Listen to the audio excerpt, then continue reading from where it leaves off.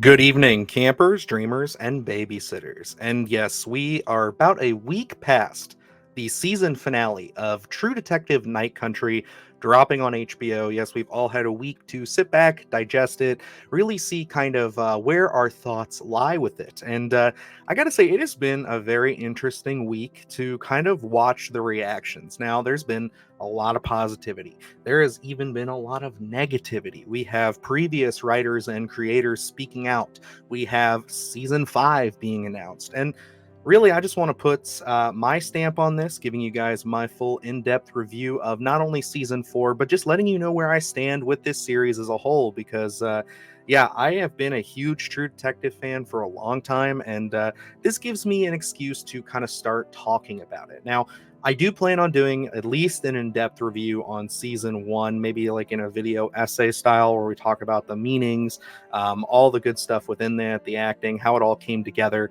But today, I'm primarily going to focus on season 4. But yes, I do want to give you guys some context. So why don't we dive into these previous seasons for a second, just so you guys know a little bit where I'm coming from when it comes to this series. Someone once told me time is a flat circle. So I know I'm going to upset so many people here when I say this because this is one of the hottest takes out there, but True Detective Season 1 is one of the seminal, most formative pieces of media that I saw when I was like, 16, 17 years old. This was one of those like one-off season shows that like I got so hooked into. I found myself adoring the characters, adoring the storyline, and just how like dark but semi supernatural the series was able to be, without really stepping over the line too much and being unrealistic. And I truly found myself like studying this season and trying to figure out just like who came up with this, how did they come up with this. It just, every turn that the series takes, or I guess the season takes, it was just mind-blowing. It really shaped the way that I look at long-form storytelling and how I looked at television as a whole. Because yes, don't get me wrong, we had our Game of Thrones, our Breaking Bads, all that good stuff out there. Were even a lot more fans of Walking Dead at the time, and I've dabbled into each of those shows, but nothing had affected me quite like True Detective. And I mean, from the amazing performances across the board, the incredible, honestly, deeply inspiring directing from Cary Fukunaga. I mean, he seriously just has a way with the camera, a way to just kind of pull you in so subtly, and then when the actual like viscera of violence and the darkness slips in, it's just so elegantly put on screen. And I mean, I, as much as I kind of disagree with the guy right now, and I have for a little while. Nick Pizzolatto, he's done some really, really great stuff in this first season, bringing this to life. I mean, you can just tell that this was an idea that he had boiling in him for so long. There was so much care, so much, precise. Everything ties back to itself. Like, I mean, it is one of, if not the most well-rounded piece of television media, if not any media I've ever seen in my life. I've consistently gone back and rewatched those 8 hours over and over again, and I'm always pulling more stuff out of it. So that brings us to season 2. And, I was so excited for this. This was, again, I finally had like found my show. I had found something that I was like, I'm going to hop on board. I've been on since the start. I'm going to watch it. I'm going to be in the conversations every week, like this was my Breaking Bad, my Game of Thrones, like I said. And yeah, season 2 was a complete mess. I mean, from this point on, I can't even tell you, or really give you a simple synopsis of just what is going on in season 2, because it seems like everything is going on. And it really all just comes down to being a jumbled and unsatisfying mess. Granted, I have only seen the season one time. I watched it during its initial run, and I was there week to week just saying, I hope this gets better. I really love these actors. I really think that having, the original creator and writer come back and do this, I was so supportive of it.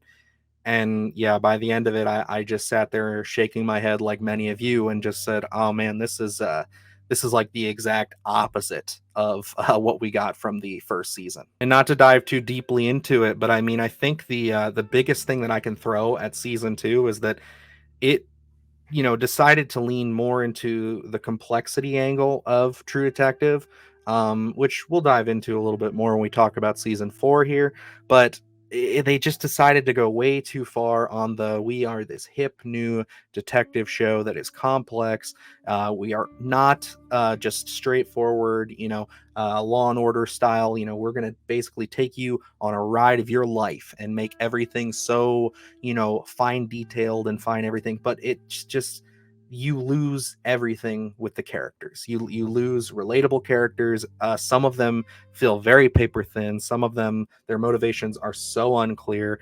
And again, we don't really have a clear central villain until very shortly into the final episode, which I mean that sort of happens in season 1. I mean, there's kind of a layering, a smattering of villains in season 1, but I think the execution was just so poor, and they really leaned into going into this more political angle, kind of making this more almost like a Grand Theft Auto style story without the competence behind that. So then season 3 comes out, and yeah, I was ready for it. I had heard that they were going to bring things back to basics, and I watched it, and I thought that it was a fine season. Again, it does not live up to season 1. I know a lot more people are defending this season now, more so than they did previously, but I mean, if I'm going to be completely honest here, I thought the season was fine. I thought that, it was good. It did what it needed to do, but I wasn't in love with it. I felt like, just how season 2 went so far into the complexity side of things, season 3 was such a course correction that it really just found itself kind of falling back into its contemporary arts. Like, all the other detective shows that started to spawn at this point. I thought that, there were some interesting angles to it. The dementia part for Mahershala Ali's character was cool. I thought that was a fun way to kind of play with the audience a little bit, but at the end of the day, I just felt myself, and I still feel myself because I've seen this season twice, just kind of by the end of it being like, this doesn't have that impact. I don't feel nearly as surprised or like I was really taken on a ride. It seems like, the creator, Nick Pizzolatto, had this really fantastic first season, really strong idea. And then with his 2 follow-ups, it was just a lot of, we're trying to recreate that lightning in a bottle effect, and he just couldn't hit it. He threw something this way, too much, threw something that way, too much. And that's an unfortunate spot to be in, and I think there's a little bit more to why those 2 seasons don't work for me. But we're going to save that because now I want to talk a little bit more about True Detective Night Country. We're all in the night country now. So let's get the review portion out of the way for True Detective Night Country. Yeah, I watched week to week. I personally, after season 3, kind of said to myself, I'm not going to start this up. I've been let down the last 2 times with this show. I just think that season 1 is going to remain, steadfast as that's my season. I'll treat it just like I do with something that is one season, which is like a mini series like Midnight Mass. But I was like, let's do it. Let's just let it be, and we'll hear how people feel about it. And like many others, I got sucked up as soon as they mentioned that, there's a lot of deep connections to Russ Cole. And, I think that I got to give a little bit of flack to HBO here because after episode 2 aired, there were so many people clipping that Rose clip of her talking about her husband. He was so tired. But then, we talked so much all those years, he came to me. And then, they even went on TikTok and made TikToks really drawing the lines to Russ Cole. And, luckily I went in there understanding that I don't think that this is going to tie as deep back to season 1 as others, but it did intrigue me that they were paying attention, to the world. They were kind of taking it back a little bit. Maybe there would be some more inspirations from season 1. But yeah, why don't we dig in and really start talking about the show itself? And I gotta say that I am fully on board with True Detective Night Country. I know there have been some controversies. There have been people who are not happy with the direction that this show has taken. And personally, I don't understand why, because I feel like this season has been the most true to form to that first season that we've gotten thus far. I know there's a lot of people who are pledging their loyalty to Nick Pizzolatto and saying, hey, he's the creator, he should be the one guiding the show. But I'm sorry, that's just not really what happened here. It seemed like True Detective was on its way out the door. It was going to die unless HBO went into another direction. And honestly, as much of a fan of that first season as I am, I gotta say I'm really happy that we got some fresh blood behind this season, because it paid off in my mind. It was different. It had a lot of, again, callbacks, some meaningful, and yes, I will say some that were just straight fan service. But also, this gave us, such an interesting setting with this whole Alaska, again, 30 Days of Night setting where it's like they just are in the dark. That is such a ripe and cool idea as to set stories in there, especially dark murder mysteries, that it's like, this is honestly like such a cool concept. I wish people would use it more, but the fact that it hasn't been overused, I guess, is what makes it special. And I thought that what they did with this season was just so smart. I really thought, like, giving us this kind of walking again the line between supernatural and a real true crime mystery, they killed it. They absolutely killed it. And I mean, all of that comes to our writer director. Issa Lopez knocked this season out of the park. There is a huge reason why HBO decided to go back with her for season 5, which excites me to no end. We'll talk more about it later. But she has really understood, and I think from the best possible angle, because if you look into her comments, you look into her interviews and things that she's done for True Detective Night Country here, she is nothing but respectful and very giddy about her excitement and her interest in True Detective. She cites that first season as, like many of us, being some of the most formative television for her. She absolutely, it's inspired her.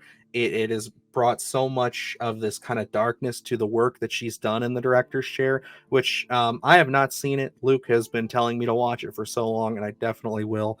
But she is responsible for Tigers Are Not Afraid, which, again, I've heard nothing but great things. I think that she's got a very keen eye for blending horror with realistic terror. And again, that is, I think, that's the sweet spot when it comes to this series. That first season is, again, it is a raw, true to your face, like just throwing it all out there, detective story. And you've got characters that are, flawed. You've got Marty, who, is by all means on the outside put together, a family man, but he's kind of a piece of shit. He's cheating on his wife. He's doing things that he shouldn't be doing as a family man, as a father. But he is kind of playing into the stereotypes that he believes that he is set upon himself. He has these almost very narrow-minded one-way street. And then you have Russ Cole, who, he's broken. He's somebody who was absolutely shattered by a tragic event, and it reshaped the way that he looks at the world. And he's chosen to almost live detached, but at the same time almost looking at everything from a third person perspective.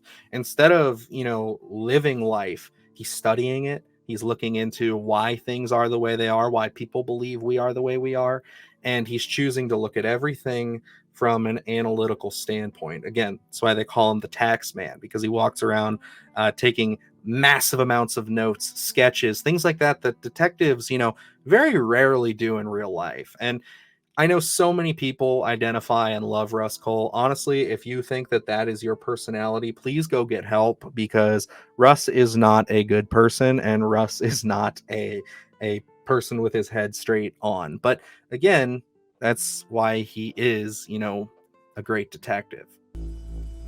Like a lot of dreams.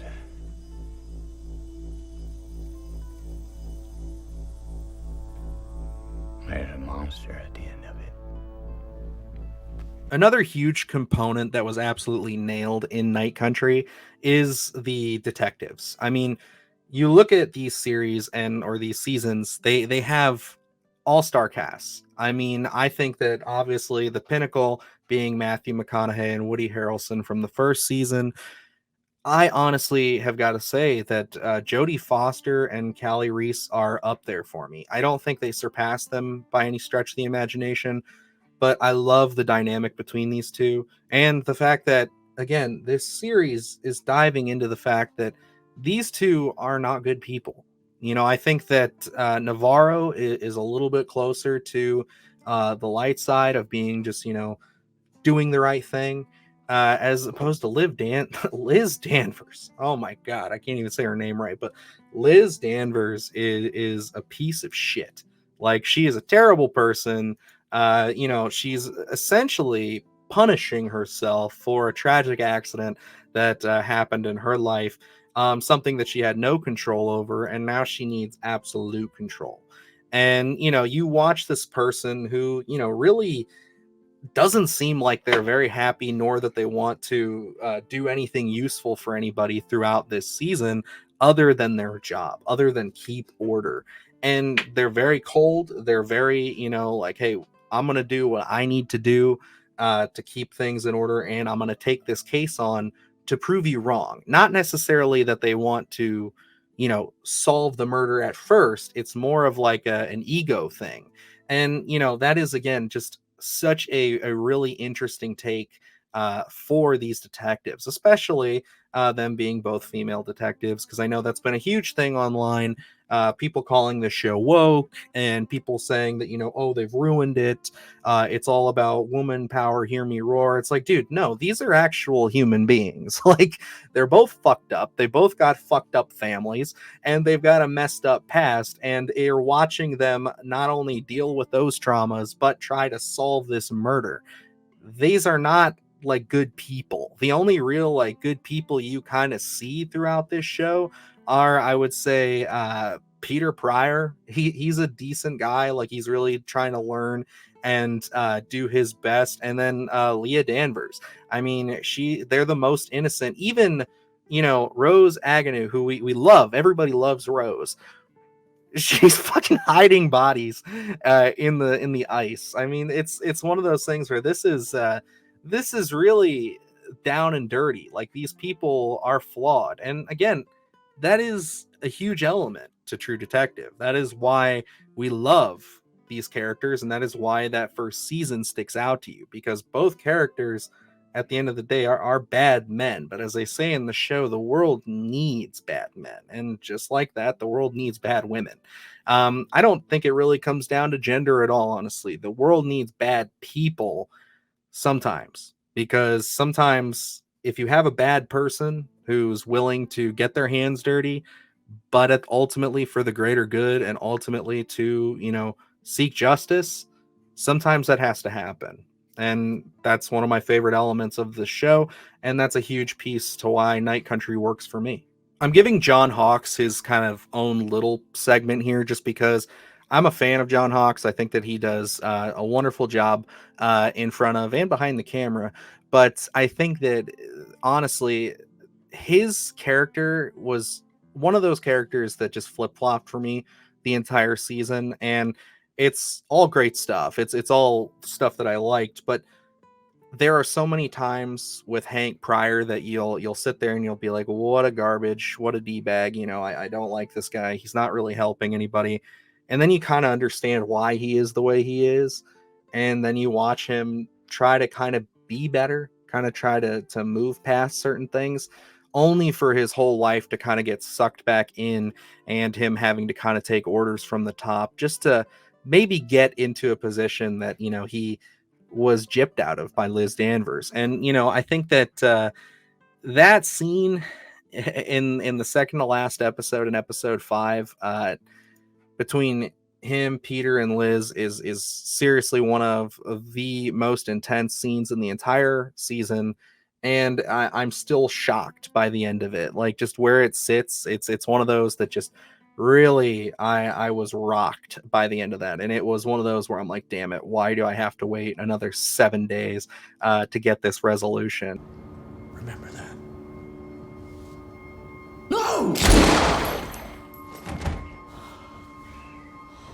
And I got to give him props for that, because I feel like I haven't heard a lot of people talking about it, but he did an excellent job. And I think that he's somebody who was ripe for this material. Honestly, I could see him maybe coming back and taking the role of a detective at some point in a future season, because like he just absolutely killed it. Also, that song that he sings, No Use, I went looking for that after, that episode aired, and I couldn't find it. And then I found out that it was an original and they released it on Spotify. I've been rocking that shit every single day since. None lost, none found. There is no God. He's got a fucking great voice, and that song is like the perfect encapsulation of his character. I highly recommend just listening to it. Not only is it a great song, but it's also just one of those things where it's like you get more out of the character once you understand it. Now, I've been very positive about my coverage for season 4 thus far, but I do have some gripes. I do have a few things that keep it from surpassing the first season and keep it from being, um, an absolute all-time great. I think like right now, this season is definitely the second best. I can tell you that without a shadow of a doubt. I think that this has one of the most interesting cases, one of the most interesting settings, great characters. But overall, I think where this season fell flat for me, it's a little bit selfish, this first part, but I think that making it 6 episodes does make the last 2 episodes of the show feel very rushed. I feel like there should have been a little bit more breathing room, especially post the death of Navarro's sister. I think that having her die and then seeing Navarro kind of start to fall down the path of like what Liz does, where she's very self-destructive. I would have liked to sit with that a little bit more. I would have liked to, maybe have a few more twists and turns in the case. I would have liked to have seen Hank get his hands dirty a little bit more. I really think that we kind of go to this great crescendo point, this climax, and then everybody just goes straight down into landing us into what I think is a great ending nonetheless. But I just feel like if we would have had 2 more episodes, or at least maybe one more, maybe make it 7 episodes, just to give everybody a little bit more time to kind of settle into these new roles that we've seen them transition into, and also really take into the case. Because I think that the other piece of this that, I think is a bit of a falter that, I do have to agree with some of the hate that's been online for this, is I feel like we don't get a lot of detective work in this. It feels like a lot of what was going on detective wise was coming from Peter. Peter seems to be doing a lot of things off screen, and I would have really liked to have seen more of this stuff with Liz and Navarro, as they're kind of diving into just the case. I really liked when they went back to their old case and they were kind of going through it. But I think that the raw detective work in this series is very important. It's an important element, and I do think that they kind of dropped the ball a little bit with this. I think that on reflection, I would have wanted to see them get their hands dirty and kind of get into the nitty gritty of just interviewing more people. That was a huge part of season 1, is just going around interrogating people. And, I think that it was all in service, I would say, for something else that I really liked, where we went more into this kind of, is this a supernatural thing? Is this some kind of, I know a lot of people were saying a Lovecraftian thing, or is this, some kind of tangible real life murder? And I think that it's one of those things where if I was sitting here writing it, I would have tried to maybe squeeze out a little bit more from these characters, just to give us more time with them. And that's why I say it's selfish. I think it is a legitimate criticism, but at the end of the day, I can understand maybe where they were. They felt like this was the most they could give for this season.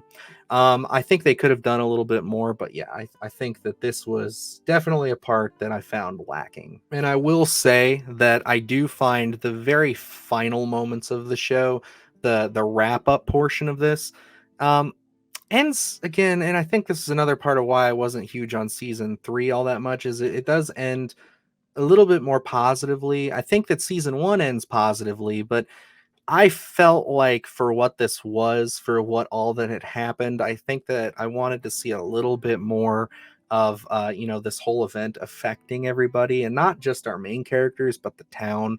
I think that again this comes to it being a bit rushed and maybe needing a little bit more time to flesh things out. I feel like we just didn't have really a great ending place for Pryor, and I mean Peter, but Hank he got iced and that was about it. But I just feel like we could have spent a little bit more time reflecting on the case a little bit. And I think that all comes down to preference, and I think that some people are really going to like the way that it wraps up, but for me, I just felt like if we could have left it with more of a punch at the end, that I would have found myself being more satisfied. And I think, like, if I'm juxtaposing this with season 1, the reason that I think season 1 ending with that kind of a positive back and forth between Marty and of course Russ is that it's they flip perspectives. They are two people who were completely different. And now you look at Russ and he seems more optimistic about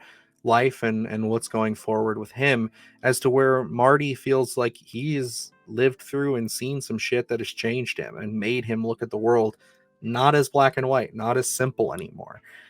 He thought that he was living a life like that, but he really got to see how complex things can get.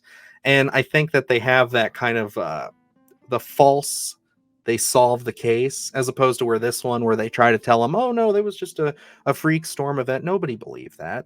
And I mean, it's tough to say whether or not we believed it for season 1. I know I didn't, and I know a lot of people who love it didn't, but I think where they tangibly caught somebody and they tangibly, like, killed them, I think that was way more effective. And for us to then jump a few years into the future to be with Russ and Marty, I think that just becomes the best spot for kind of a fake out like that, if I'm trying to make myself a little bit more clear here. But truly, I do love this season. I thought that this was a huge return to form, and not just a return to form, but a true understanding of what made this series so great in that first season. I think that Issa Lopez has just a really tight grasp on this series, this tone, what people who really love season 1 are looking for. And again, I understand that some people, this wasn't what they wanted, but I cannot get behind people who, again, are just calling it woke, who are just saying like, oh, they're butchering the series. I get Nick Pizzolatto is upset and he's not happy with how it went, but I'm sorry, Nick, you didn't give us really anything to latch onto for seasons 2 and 3. You kind of seemed aimless, and I think that we came in with a particular vision, which brings me to my biggest point on why I would say season 1 works beautifully and seasons 2 and 3 are kind of a jumbled mess, and why season 4 works beautifully. World needs bad men. We keep the other bad men from the door. Now, when we look at season 1, we have one writer, one director, and that's Nick Pizzolatto, who penned the script.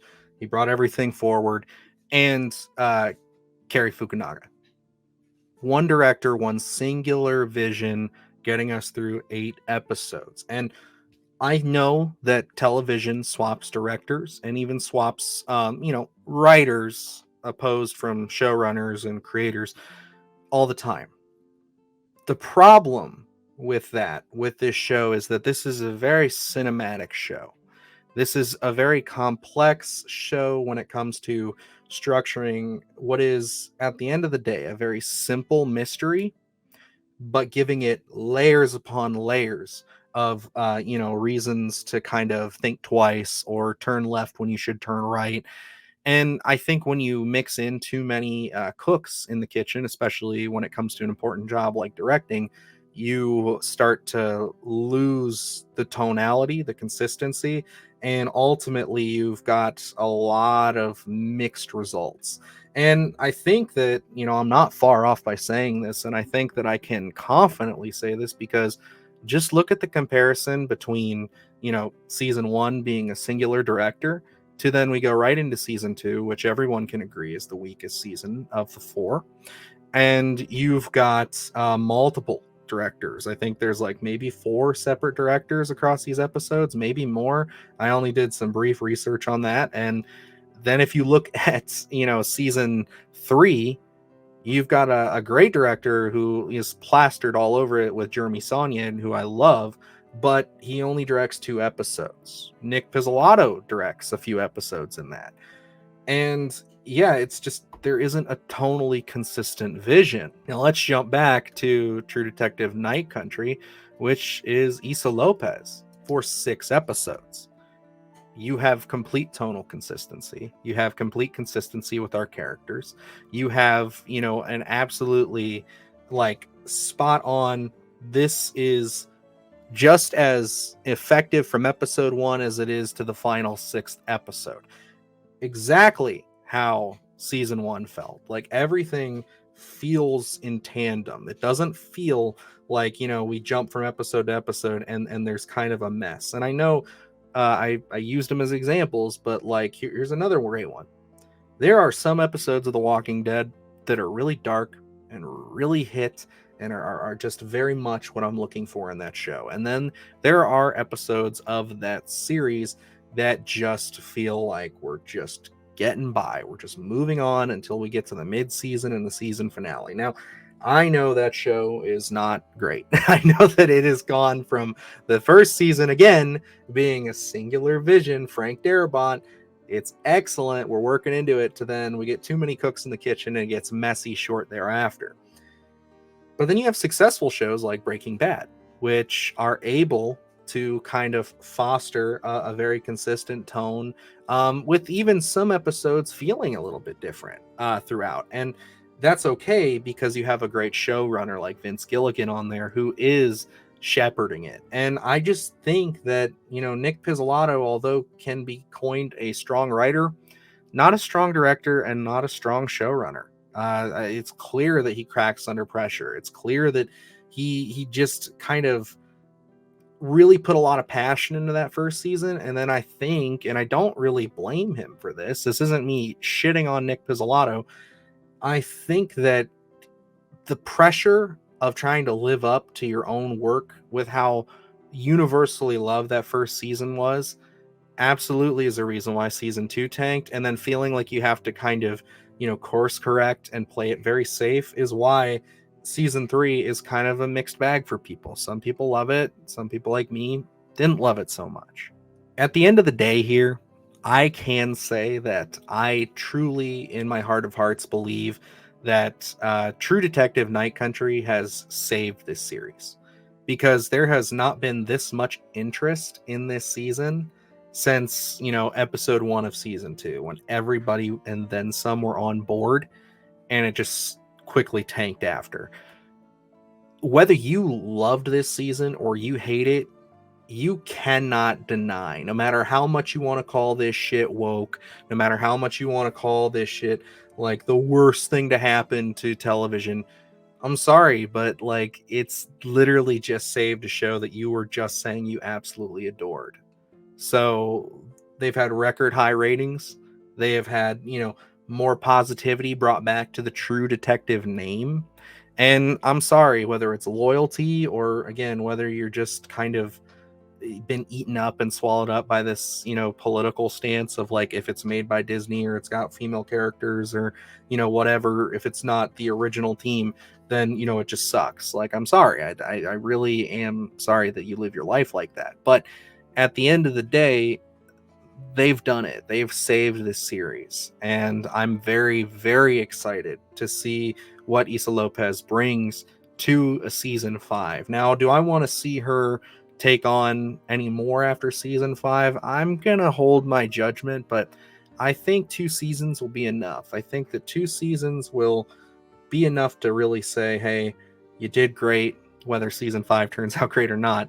You did great with one season. That's good material. I think you need to go do other projects because I want to see more from her. I want to see her do more horror, for sure. And I think that this series has been revitalized, and now we can get excited about it again. We can start kind of connecting dots and seeing who could be the next couple of detectives. What actors can we get in there? What stories can we tell? What settings can we put it in?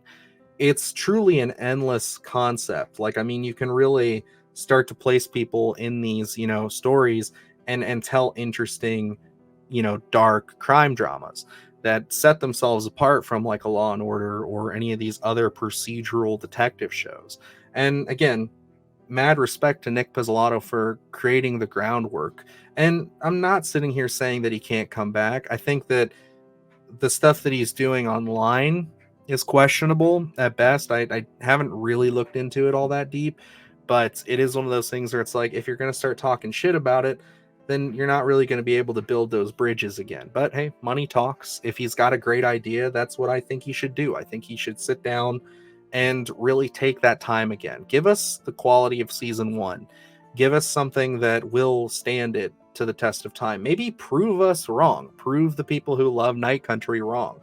Come back, deliver a season 1 level True Detective, and then I'll shut my mouth. But for right now, True Detective Night Country, it lived up. It is right there with season 1 in my opinion, and I am so excited to see what they do next, because the series has been saved in my mind. I have another season of this show that I will go back and watch consistently that I can love, and I cannot be more stoked about that. But yeah, guys, that's my really long-winded review, dissection, essay, whatever you want to call this, of True Detective, Season 4 Night Country.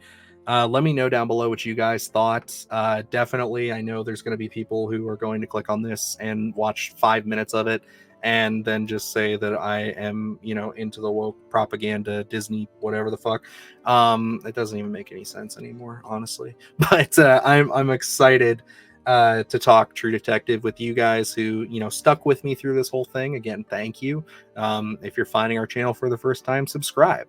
But yeah, guys, I was super in love with this season. I hope that you enjoyed it as well. And I hope you enjoy the rest of our content on the channel. We got a lot of fun stuff up right now. We just saw a movie this weekend called Stop Motion, which was pretty cool. Very interesting, very unique, creepy and grotesque horror film. And then, of course, we got to talk about Cold Meat, which was billed as a Wendigo movie and turns out to not be that. And we got some pretty tough opinions on that one. So check that out. Let us know what you guys think below. And yeah, I mean, that's going to wrap it up here for me. So until next time, I'm Dylan Newell, and remember, stay scared. Do the hard shit, gonna do it live. Cause Splattercast kick it every day they live. Splattercast, gonna slash your ass. Splattercast, gonna slash your ass. Splattercast, gonna slash your ass. Splattercast, gonna slash your ass. Splattercast, gonna slash your ass. Splattercast, gonna slash your ass. Splattercast, gonna slash your ass.